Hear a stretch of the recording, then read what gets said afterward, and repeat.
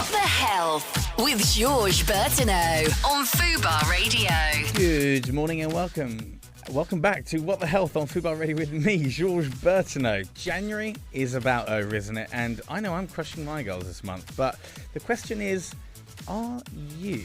Now, some of you may know me from my time on Married at First Sight, and if not, you might recognise me from dressing up as a baguette online and trying to teach health and fitness. But actually, I'm an online health and fitness coach and a qualified one at that, and I am determined to cut through the bullshit and chaos advice on the internet, along with all the fitness misinformation floating around. Each week, I am joined by expert guests as we dissect trends and we bust myths. Now, a little bit of context for you guys. We are going to be talking with George King today, aka the Shard Climber. Now, George climbed the Shard back in 2019 without ropes after secretly planning it for some months, and he decided that he wanted to do it from a very young age, which is pretty incredible stuff. Now, George, good morning. How are you? Good morning. Yes, very well, thank you. Good. I'm glad. Thank you so much for joining me. So you're an urban free climber, bit of a daredevil, aren't you? I mean, George King, it's quite a fitting name, isn't it? Fit for a king, right? Yeah, I'm not sure if it was intentional or not, but it certainly works. Well, yeah, certainly. So you're a bit of you perform lots of stomach churning stunts. You've surfed moving trains, you've climbed cranes, you've run across wind turbine blades, which is absolutely crazy stuff, absolutely mental. Some might say you're a bit of a thrill seeker. So we're going to start straight away with, why the hell do you do it? Yeah, so it all started from a very young age due to a curiosity with fear. I was incredibly curious as to know what the feeling of fear was. So I would explore it. I'd climb up very high trees. I'd climb up into my school roof. And I'd actually, when I'd reach the top of these places, I'd dare myself to jump off. And I was curious to know what that feeling was holding me back, these sort of butterflies in my stomach. And when I would jump out the tree or jump off the school roof, I'd land and I get this euphoria, almost as if a hot liquid, would pour throughout my body. Yeah. And I was curious about what that was. And then ever since then, I've been using climbing and base jumping now as this vehicle to explore fear. So, it wasn't from a young age, my dad taking me to a climbing gym and I fell in love with, rock climbing in a bouldering gym. It was really just curiosity. And that took me, and my kind of mentality is I've always got to up the ante. So, what started off climbing up trees suddenly I started climbing up cranes, and then it became buildings. And then I got this incredible vision, this dream of climbing the Shard at the age of 13, looking out the back of a school bus window, seeing it for the first time. And that planted the seed, and that became my life from age 13 up until age 19, where I became completely borderline psychotically obsessed with this building. Wow. And yeah, as you said at the beginning, I climbed it at the age of 19. And yeah, and since then it's just been traveling the world, trying to find the tallest buildings to climb and jump. That is absolutely, you're insane, right? And I love that. I'm all about stuff like that. It's like, you're a young boy and most people want to be footballers. They want to be rugby players. They want to do ballet. They want to be tennis players. And you were like, that's a big building. I'll go climb that, shall I? Absolutely insane stuff. And I love it. So how do people usually react when you kind of tell them what you do? I mean, I'm assuming people will recognize you, especially in the extreme sport world and people that love this stuff. And with the growth of social media over the past few years, I'm sure more and more people are coming up to you and going, "Oh my God, you're George King. You're that guy that climbs insanely large buildings." Yeah. I mean, certain people simply don't get it. They think it's stupid. They actually almost have a hatred for it. It's like, you're going against what is normal. You're going against the system. You're a danger to yourself. You're a danger to other people. And I hear this information. I've heard it so many times before. My whole life I've heard it, and I just put a block to it. I just don't care. It's just like I just simply do not care. Then others, certain people who may not even be climbers or base jumpers but may have done, been ex-military or even surgeons who are, sort of in jobs where it's, very sort of clinical, calculated, high pressure, and they get it. They totally get why I do it. So it's very subjective, the views from people, and it is a visceral thing what I do, and it has that effect because it's like why risk your life? Why put yourself in this position? But some certain people really see it. They really understand that it's either split between he's got a death wish or he's got a life wish. That's the sort of split. And, a lot of people say, oh, it's a death wish. But I'm not going up there to die. I'm going up there to live. I'm doing this to get an experience where I feel alive. I'm not going there so that I can die. And some people get that. Some people don't. Yeah. Yeah. I mean, do you think biologically you just feel less fear? Or do you think because from such a young age, you were like, woo, jumping out of trees, and you were just like doing all this mad stuff and you get this amazing rush? It's like, it's like a little bit of, I wouldn't say you're a junkie to adrenaline, but I guess it's a form of, right? You're always looking for more because you're looking to live more and feel more and enjoy more, right? And you get, the bigger the object, the more challenging the task or the climb, the more of a thrill you probably get, right?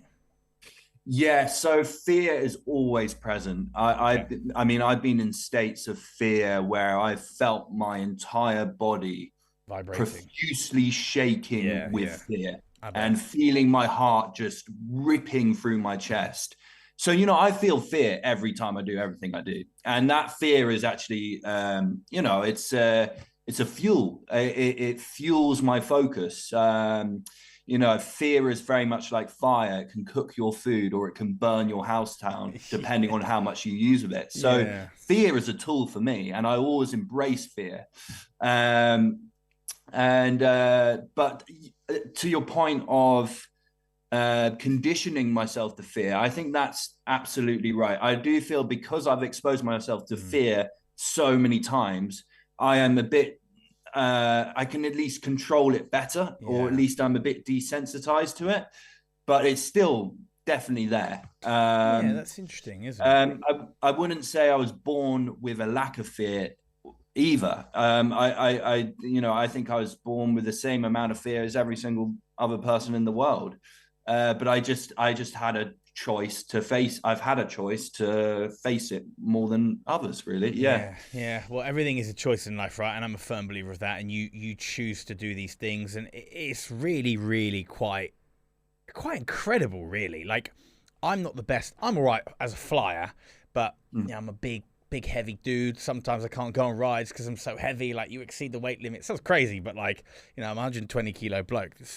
I would be very, very poor at climbing large buildings. I would like to think I'm as heavy as a building sometimes. But going on to kind of like you and your climbing and whatnot, what about your training? Like, obviously, I'm a health and fitness professional. I love to know how individuals like yourself, and obviously the listeners are going to want to know, what did you do for months? Did you, before because you had months of preparation to climb the Shard, and obviously... What did you do? Like, what was your training like? Were you on your food? Was it more just about repetitions and climbing up and doing this and doing that? Like, what did your training involve? Yes. So with building climbing, what you'll find is that it's the same movement done multiple times. So that requires both mental endurance and physical endurance. So what I would usually do, and this is not just for the Shard, it's for any building I plan to climb, is I will first establish what is that movement. So I'll climb at night, I'll climb up a little bit of the building and I'll analyze what this movement is. And then I'll go away from that, and I will find a way to make that movement as efficient as possible. Okay. And then I will supplement it with strength and conditioning. So I will sort of put in, okay, so this movement is a lot to do with putting with the arms. Okay, so Pushing let me pulling, do dumbbell rows and do it in an endurance set and rep range, so that I can really feel the fatigue. More volume, yeah. Okay, and then nice. I'll also add in a bit of running as well, and then sort of whilst I'm doing these exercises, I would also visualize myself on the building so that I can sort of really get myself deep into what it would be. So that's a part of it, is actual strength and conditioning. But what's more important is actually going out and doing it, in the sense of I'm climbing a building without a rope. So that's the feelings I'm going to feel. So I will go out at night and I will go up a crane at night and I will climb the crane for an hour, up and down, up and down, up and down. And for me, that is the environment I will be climbing in. I am without the rope, I'm holding metal, I am climbing. And although it's not really about the sort of strength and conditioning side, it's more about the mental side, because soon I will be climbing up a building. So I need to prepare my mindset for that kind of environment.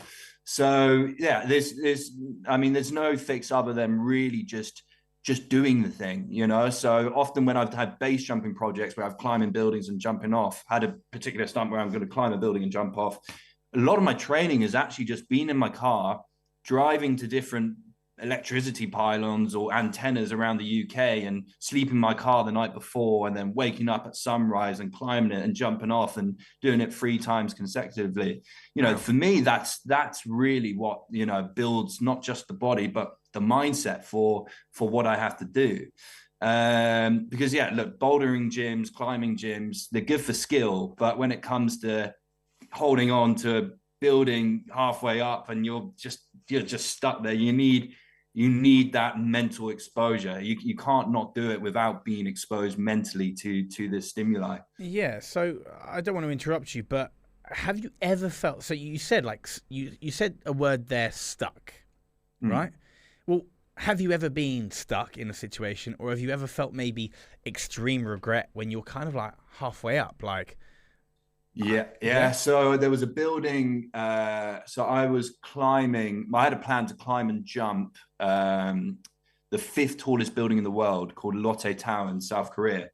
And I had trained and prepared for this building for 8 months.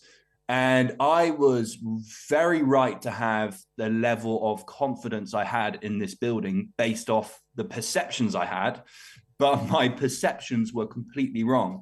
And I found this out within the first 2 minutes of me climbing the building. And I remember looking up at it, being like, I'm in for a hell of a scrap. And I sure was. I had underestimated how humid Asia was and how much of an impact that would have on me. To the point at which I'd sweated so much that as you sweat, you lose your electrolyte sodium, and that contributes to muscle cramps. And so now I'm sort of cramping up as I'm climbing this building. And I thought I'd reach the top of this building and jump in 2 hours. Now I'm looking at 12 hours and I'm halfway up this building just trying to survive.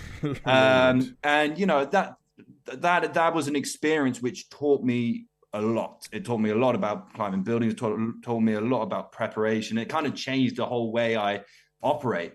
That doesn't often happen. Usually, I've made the plan and it goes somewhat to plan. Obviously there's going to be things, always the unexpected, but generally speaking, you know what you have to do, and sometimes things are unexpected, but those experiences, they're chilling, they're horrific, but you don't have any other choice but to try and survive, and I did survive that one. Yes, fight or flight. With every failure, you have an opportunity to grow. So, you evaluate, you analyze what went wrong, what went right. Going forward, I will definitely bring water next time because I didn't, things like that. So, well, it's very different to, for example, let's use sprinting as an example. You can go and watch back the tapes. It's 10 to maybe 12 seconds, depending on how fast you are, depending on your age group and your sex and whatnot. And all of a sudden, you know, you're looking at something that was meant to be 2 hours. You've ended up being, like you said, like 12. Now, you've obviously said it, but, you know, does doubt regularly kind of creep in while you're climbing, or is it more of, you know, or that's something that you train your mind for? Yeah, I mean, when I am climbing a building without ropes or I'm doing a base jump, you know, there are no thoughts. I mean, yeah, the thoughts Climb come in a little bit. Generally, you're so grounded in the moment that there are no thoughts and you're just working on pure instinct. It's a very supernatural feeling. And monks will spend years in a temple meditating in order to feel this kind of feeling, but I feel it instantly because my life requires me to be in this state of mind. And that's a really special feeling. And that feeling is what makes me want to do these things, really. It's this state of absolute pure flow and peace, to the point at which I'm doing something so dangerous and so scary, but yet I am so peaceful. And that's really beautiful. Until something goes where it becomes a bit unexpected, and then it starts getting a bit terrifying, and a bit chaotic in the mind. But generally speaking, if it is going the way it should be, no matter how dangerous and scary it is, you're at peace. When you're in that moment, it is blissful, it is peace, and there is no fear. That's actually quite poetic, really, isn't it? To think of it, you're hanging off a building and you're just there in your flow state, just having a great time. You're just there like, this is me, this is what I enjoy, this is my happy place, and I'm euphorically high off the adrenaline, but also that I know what I'm going to do and how I'm going to get there. Now, I want to go on to I want to go on to talk about, obviously, what you're famously known for, which is climbing the Shard. Now, that landed you in prison for, was it 12 weeks? Am I correct? No, yes. So 3 months. So I got a 6-month sentence, and I did half that sentence. So 3 months, 12 weeks. Yeah. Okay. So if you'd known that would have happened, would you have still done the climb? Yes, I was aware that prison was a potential outcome of doing the climb, well before I did the climb. So, you know, because there was an injunction on the building, and by me breaching the injunction, I was contempt of court, and contempt of court could mean have my assets seized, be fined, or be in prison. So I was fully aware that could be something which could happen. But funnily enough, once I reached the top of the building, the reaction I had from the authorities was pretty pleasant. They shook my hand, said, "Well done," and let me go. So I was like, okay, right, well, I'm free then, and I got away with it. And then 3 months later, I find myself in the Royal Courts of Justice, which is a private prosecution, and I just sort of like walk in there like young, naive, kind of cocky 19-year-old. Just walk in, I walk back out, like, you know. I walked in and straight away I'm like, I'm not walking out of here. You can kind of smell it in the air. It's like, you know, I'm looking at the barrister on the left. He's got a wig on. He's got a big set of papers. The judge is giving me evils. I've got, you know, it's just, you can just feel the weight of the law. And they're speaking in a language which is English, but it's legal language, which is a totally different type. I mean, for a 19-year-old, you just don't understand what they're saying. It's just like this legal language, which is totally uncomprehendable. And I was there for 4 to 5 hours until near the end, as the judge is summing up the verdict. 2 court officers come me beside with handcuffs upon the waist. So now I know for sure that I'm going to prison. And then he did sentence me to 6 months. Wow. But obviously you came out after 12 weeks. So and did you kind of like warn family and friends before that you were gonna do it, and they kind of were aware of what was going to happen, or potentially what was going to happen, or not at all? That was always a difficult one, because I was going to do it anyway. So if I told my mum, then I'm going to give her a prolonged state of anxiety until it gets done. But so I thought it was not a good idea for me to tell my mum, but I felt it was important to tell someone in my family. I told my grandfather. My grandfather is very much like the how to say, the head of the family. Like he's the man. Yeah. And I came to him and I wrote him a letter, and I wrote him a letter, and I came to him and I put it on the table and said, have a read of this letter. And he had a read of the letter, and he looked up at me, looked me in the eyes and said, do it. So I was like, I love that. I love that. That's great. Yeah, great and advice. he comes from a time which is, his father being in the trenches of World War One, and living through World War Two. There's a different kind of mentality. He read the letter and he was like, yeah, do it. So I was like, cool. I've got the blessing from my grandfather. I won't. Right. I said, don't tell mom. Don't tell anyone else. Mm-hmm, this is our secret. And then he actually forgot about it. It was 8 months later I did it. And he was like, oh, yeah, we had this conversation. Yeah, I love that. So, I mean, I was going to say, what did your family think of what you do? But it sounds like your granddad, approved or approves. What about your other family members? Yeah, so my mom has always been on my side. I think she has that adventurous spirit, which I have. I think she really passed that down to me. So she's obviously, gosh, I mean, I must put her through so much stress. And I do. I do put her through a lot of stress, but she does have this amazing ability to just filter it and to trust that I'm going to be calculated, trust that I'm not going to be reckless. And to be proud. And I'm very, very lucky to have a mother who has this approach. Yeah. My dad has got to that position now, but at the beginning it was very much let's stop this now before it pick a normal job, pick a normal hobby. I can probably imagine. Yeah. And then my both brothers, sort of similar sort of position. I mean, I'm now 26, so I do this professionally. This is what I do. This is how they trust me. Yeah. Albeit, I'm not. I'm a realist. Like, it could happen. Like, I could die. Yeah, that's absolutely true. But you said you don't go in there with that mindset, do you? You don't go in there with that mindset. No. You go in with the positivity and the energy that you kind of. You're going to be but I also accept the possibility that death is there, because I think that would be unwise not to appreciate the consequences. Very true. But at the same time, look, you cross the road and something you get cleaned up by a car, or you could have a tumor inside of you and not know about it, and then suddenly you got 6 months to live. It's like life is precarious, and I will choose to live it on my own accord, and I will pursue these wild dreams with everything I got, because I've only got one life to live. So true. Might as well. No do-overs, my friend. No do-overs. No, there's not, unfortunately. No. Right, so we're going to just cut to a short break, my friend, and then we're going to continue the interview. So guys, coming up after this short break, we're going to continue our chat with George King. Fubar Radio. Politics Uncensored. We kind of act like COVID didn't happen. Well, do you think it's had a lasting impact, at least on that young generation that experienced it? The legacy of it in schools, you see the legacy of it in people's mental health.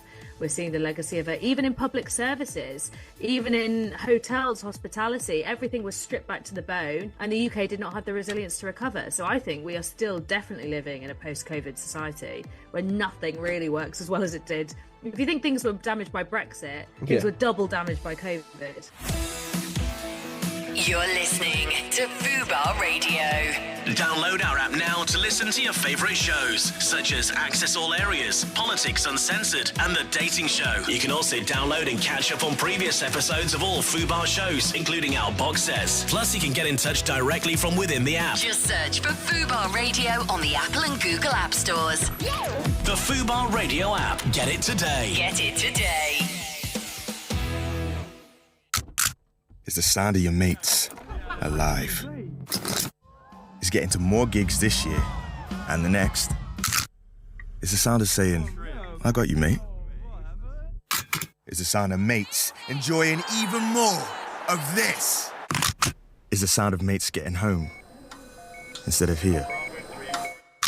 Click your seatbelt, because you're twice as likely to be killed or seriously injured if you don't. Think. When you notice something wrong, it tends to grow and eventually take over, to the point you can't really think of anything else. If something in your body doesn't feel right, The thought it could be cancer can play on your mind. Tests could put your mind at rest. Finding out sooner is always better. Your NHS wants to see you. Contact your GP practice. Pulse of the Nation with Andrew White on Fubar Radio. Danny Harmer, hello. Thank you, what an introduction. I heard in an interview, this may no longer be the case, but in 2020 you said you never actually read the original Tracy Beaker. I've still never read it, and I'm gonna go down with this ship, and quite frankly, I shall never read it. I've got this far in life, and do you know what? I think it's kind of, in a weird way, I think it helped me get the part, because I had no idea of this character apart from the character that I made her.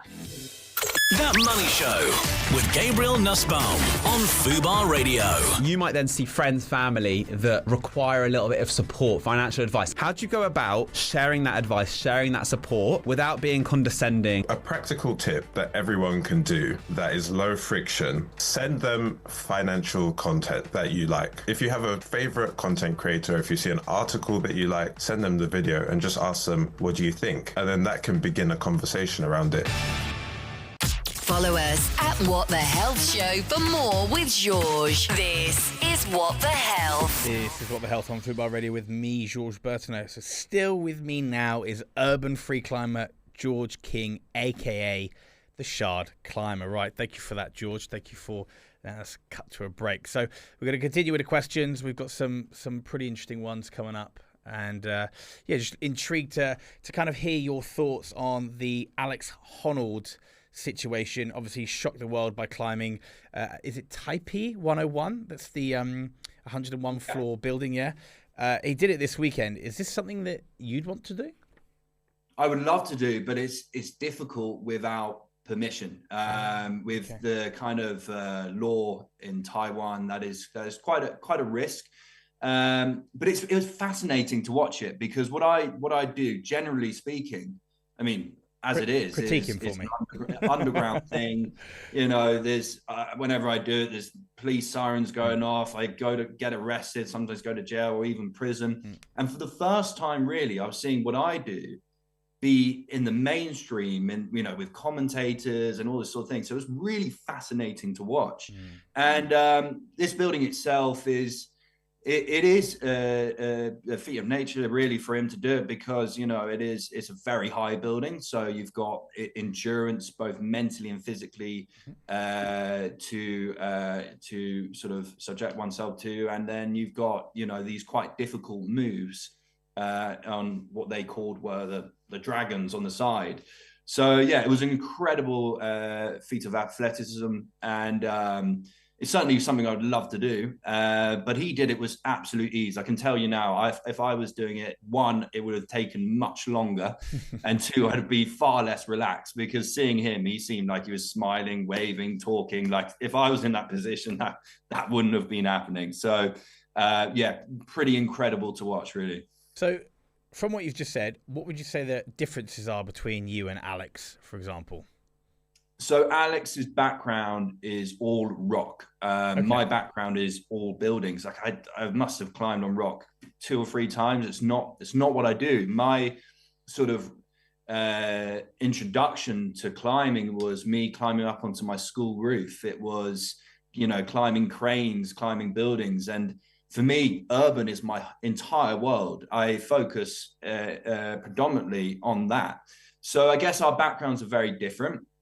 He is a far more advanced climber than I am. He is the best in the world when it comes to free solo. So, although what I do, it's impactful, it's epic, it's dramatic, there is a level which he is on, skillfully wise, when it comes to climbing, which far exceeds my ability.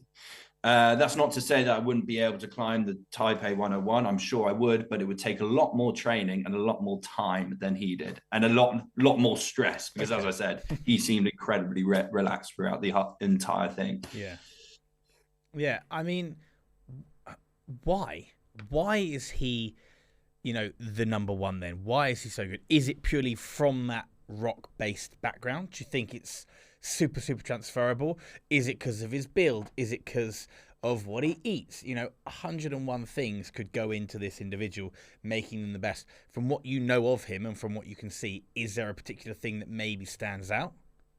So I think consistency is a big part of it. He's been climbing his entire life. He's now 40 years old. So he's, a little bit past his prime, but he's got all that experience, like a lifetime's worth of experience. And that says a lot. Genetics always has an influence. Yes, they do. He is sort of, I think, 5'11" in height, sort of 65 kg, that smaller, light build. That has a massive influence when it comes to strength to power, or strength or endurance to weight ratio. All of it, strength to weight ratio, endurance to weight ratio. That's massive in climbing, and he has that on his side.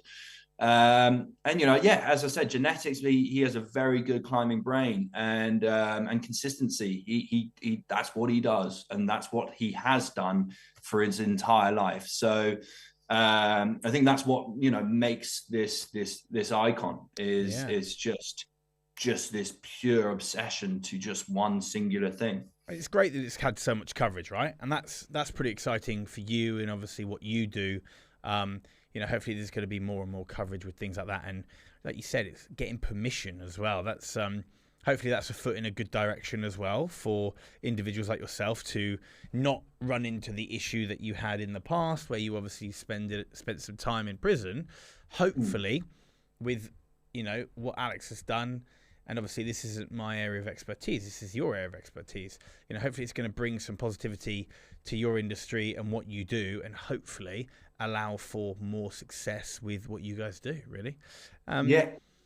Could you tell us about some of your closest kind of encounters or shaves with, not shaving, obviously, because you've got a strong beard, but, any of your closest, issues when climbing? So I have a particular one with base jumping, if that's all right. Or would you? No. Base jumping's great. So I'd done a base jumping a stunt where I jumped off a building and landed on another building, and it took me a month of preparation, training, and planning. And it played out exactly how I visualized. I jumped, I landed. The police station was right next to the building, so they all surrounded the building. I found this door, this emergency stairwell. I managed to go down the emergency stairwell. I exited the building, and I got myself a coffee at a cafe around the corner and just watched all the police circle around the building. So it was just brilliant. And I was on this almighty natural high as a result of this. Yeah.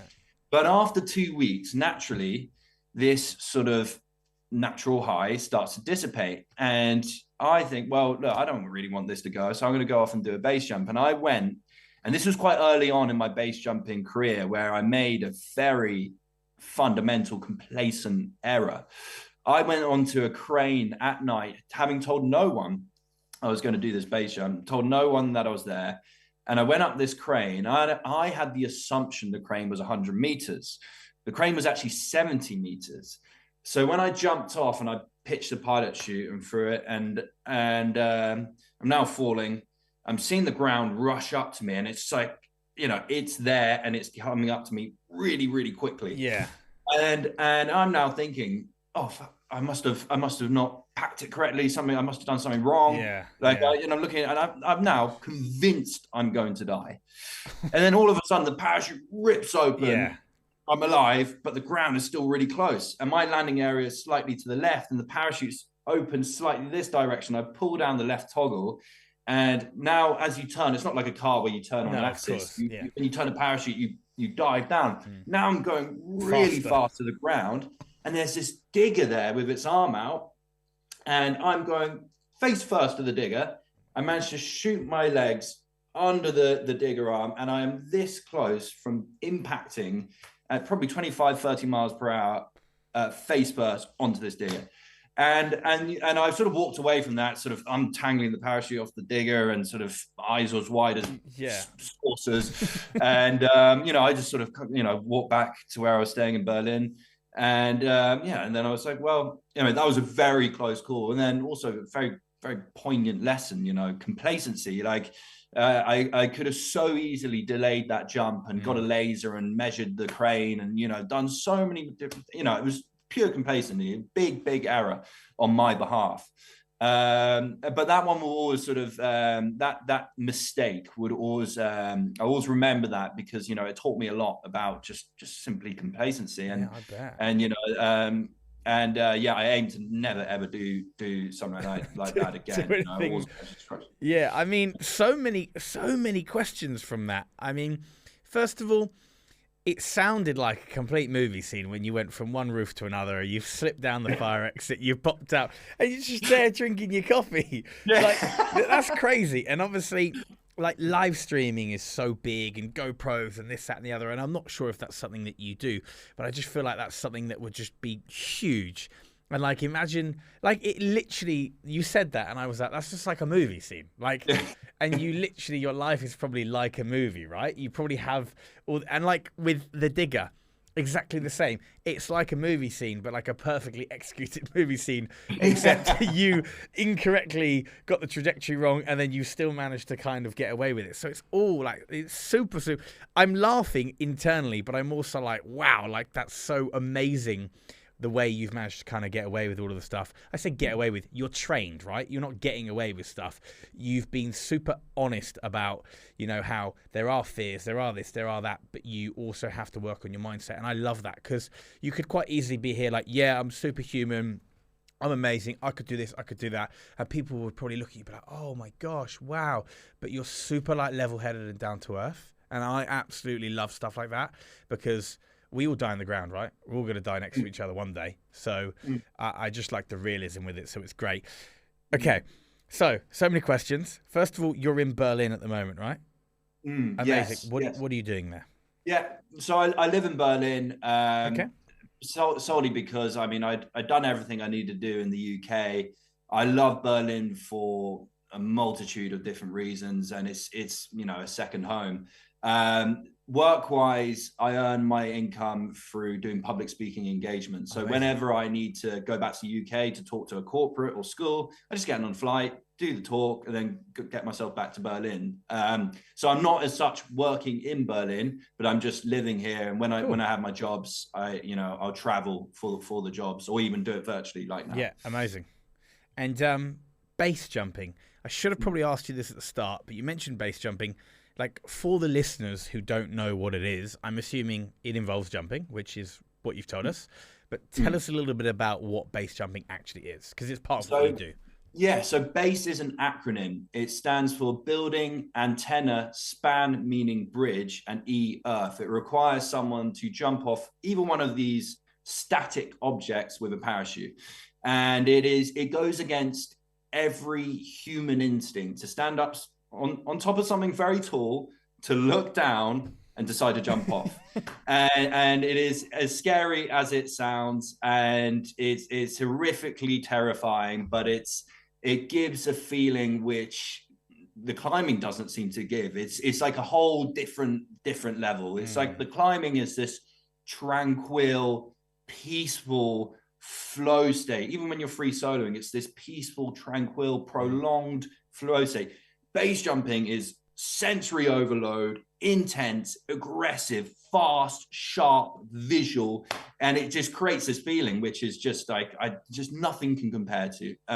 So, you know, my thing is combining the two. So I climb the buildings and then jump off. So I get these two quite different states, and I combine them together, and I have this sort of state of mind, this feeling which is just so beautiful. Yeah, I bet some of the views and sunrises, sundowns, you know, whatever you get to see, I bet you have probably experienced some of the most incredible things visually that a human could really see with the naked eye, right? Oh, I mean, the best visuals I've had is actually through the mist. So if the wind is good and there's mist, I'm trying to find a structure to jump off, because what you find is, you could have the lower level could have visibility, but up the level you could have like a low level cloud. So I could jump, fall through the cloud, and then into an area which is I've now got visual of where the ground is, and that for me is just like it's dreamscape. It's from a dream. It's heavenly. It's beautiful. I bet. Yeah. Do you use a GoPro? Yeah. So I film with 360 camera or GoPro. Yeah.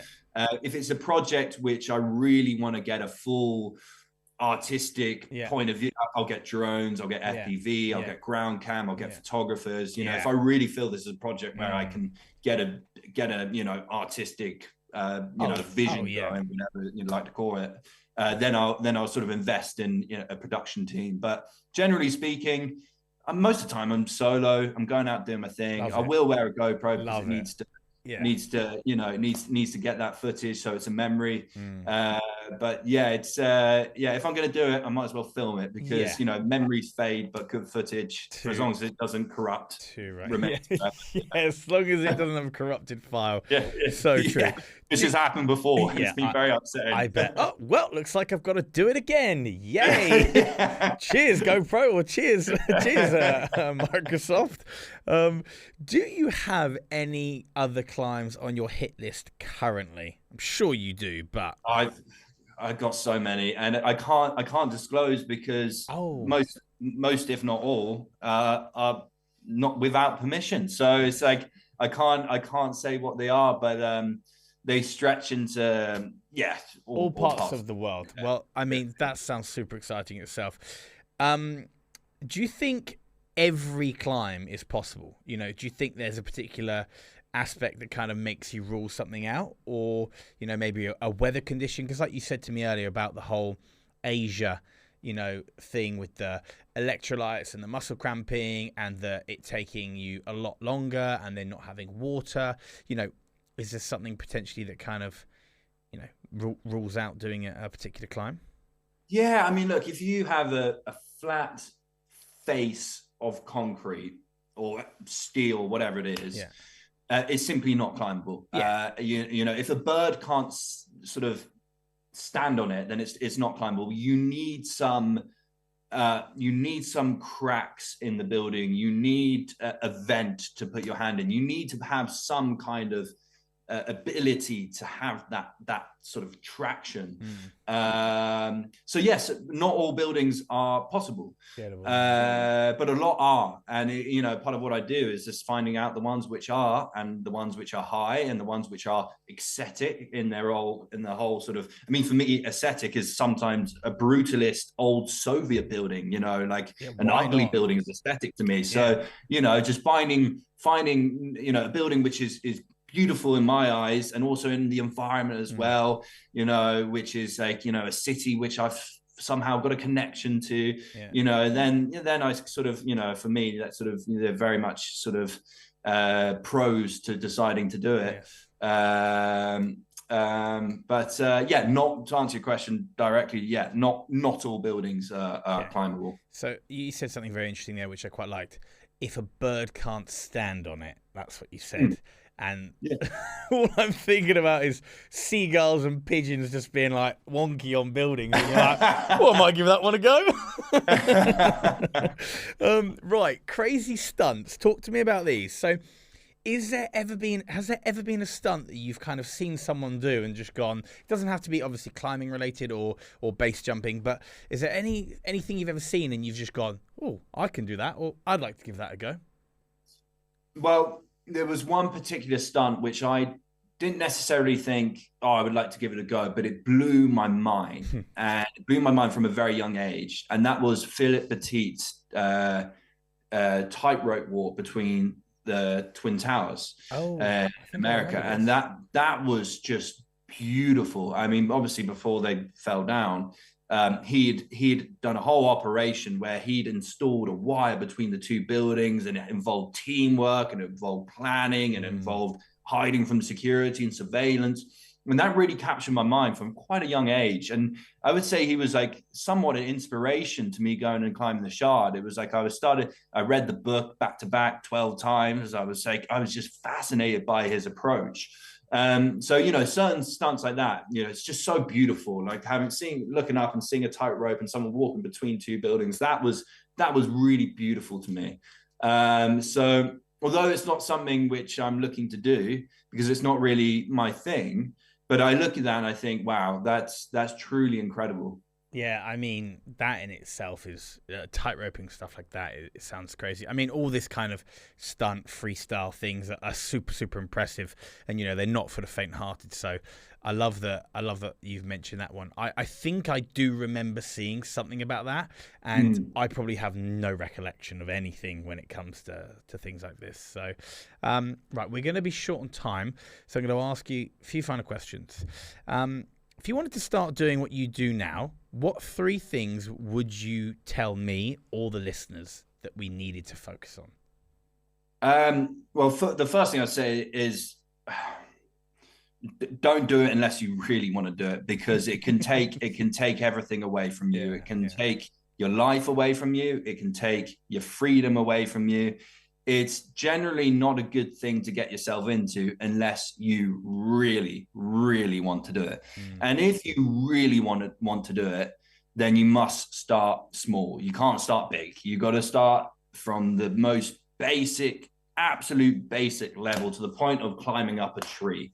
And then once you get comfortable with climbing up a tree, then you can climb something a little bit higher or a little bit difficult with the right training to supplement it. So, first one, don't do it. But if you really want to do it, start small. And third one, don't be complacent. As I said, with that whole base jump and landing under the digger and almost taking my head off, well, the cause of that was actually complacency. I did it at night. I didn't measure the crane. And I was somewhat lucky not to get my, face torn open. So, I would say complacency with this kind of world is a massive, massive thing. Keeping your ego in check, acknowledging the risks, and just not being complacent.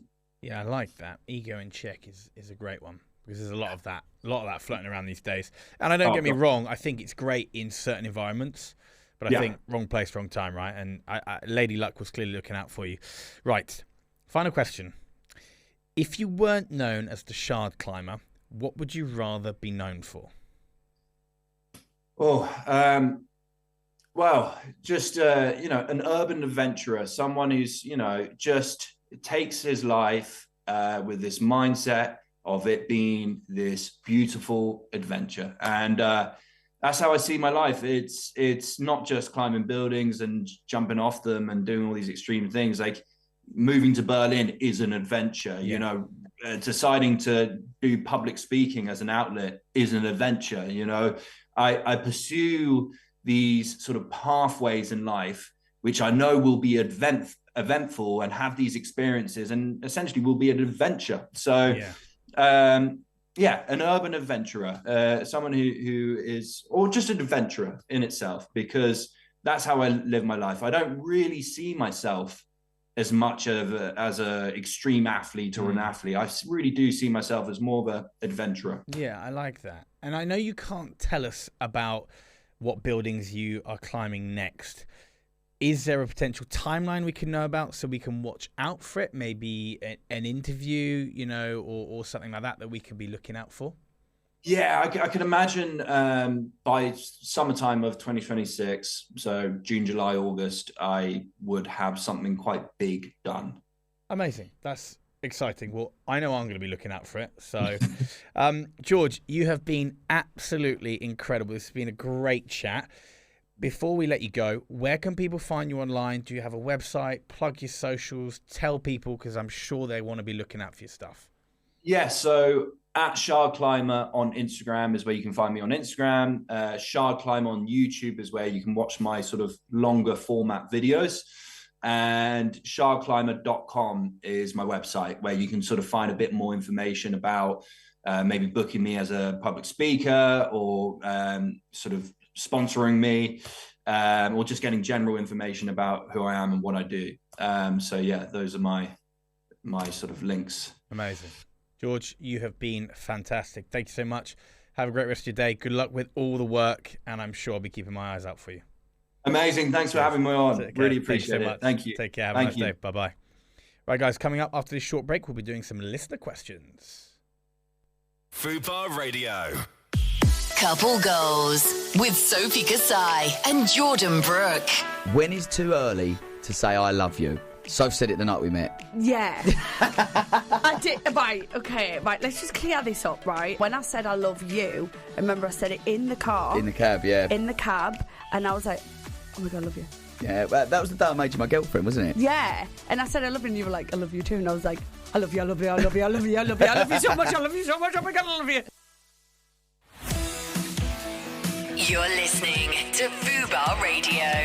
Download our app now to listen to your favourite shows, such as Access All Areas, Politics Uncensored, and The Dating Show. You can also download and catch up on previous episodes of all Fubar shows, including our box sets. Plus, you can get in touch directly from within the app. Just search for Fubar Radio on the Apple and Google App Stores. The Fubar Radio app. Get it today. Get it today. I was fine on this beach the other day. I didn't know the time of high tide changes, and I had no idea it could come in so fast. So I'm finding out the hard way. From this fella, the Coast Guard, who dropped in to get me out. Ready! Before you go to the coast, check the tide times online. In an emergency, call 999 and ask for the Coast Guard. Some companies try to reel people in by promising quick cash if you pay them to claim work expenses. But think twice before taking the bait, because they might just want to land a commission, and it turns out you aren't eligible to claim anything. You'll have to pay HMRC back, and it's unlikely the company will refund any fees. So don't get caught out. Check if you're eligible and make a claim with HMRC for free online. Just search "Don't Get Caught Out." Death, a funny business on Fubar Radio with Becky Briggs and Natasha Spencer-Levy. We store so much of our trauma and our energy in our body. I am just incredibly tired of keeping this trauma locked inside my body. And so all I needed to do is release it. You know, it's like going on a bender and drinking too much booze and you throw it up because you just need to get that out of your system, because it's gonna catch up with you at some point if you don't. Access All Areas with Bobby Norris. We are joined by Miss Safia. If I could produce you a salt, what is he like on paper? Sound like we're on Love Island. Okay, on paper, my type has to have a good soul, good purpose, and calm energy. I'm in my energy era where you've just got to come in and make me happy. I don't need you for anything. I wanna find happiness, and I need him to be kind. What the Hell with Georges Bertineau, exclusively on Fubar Radio. This is What the Health on Fubar Radio with me, Georges Bertineau. Now it's time for some listener questions. If you want to get involved, you can DM us at What the Health Show on Instagram. Now, before the list of questions, I am going to quickly do a rating out of 10 for fat loss. So there are 7 or 8, can't count that quickly. So we're going to jump straight into it. Cutting carbs out of 10, I'm going to give it a 2. It's not really that important. It doesn't really do much for us apart from make us reduce water weight and potentially put us into ketosis. Running. Now, there's a big emphasis on running at the moment. People love their high rocks, but I'm going to give it a 3 out of 10 because it's not a priority for fat loss, ladies and gentlemen. Next, calorie deficit. That's going to be 9 out of 10. That is a big focus. That's something that you really have to do and need to do if you want to lose fat as well as weight, but fat loss. Next, clean eating. I'm going to give this a 4, which is going to be a little bit rogue, but balance is probably going to be the most way that people get success with their fat loss journeys. All or nothing doesn't work because 99.9% of the population don't want to do that. They don't want to do 12 weeks of super hard, intense fat loss, and then they ruin it the rest of the year. So I think balance is more important. Clean eating, 4 out of 10. Then we've got strength training for fat loss alone, 9 out of 10. It's amazing for body recomposition. If it's for weight loss, it's not that important.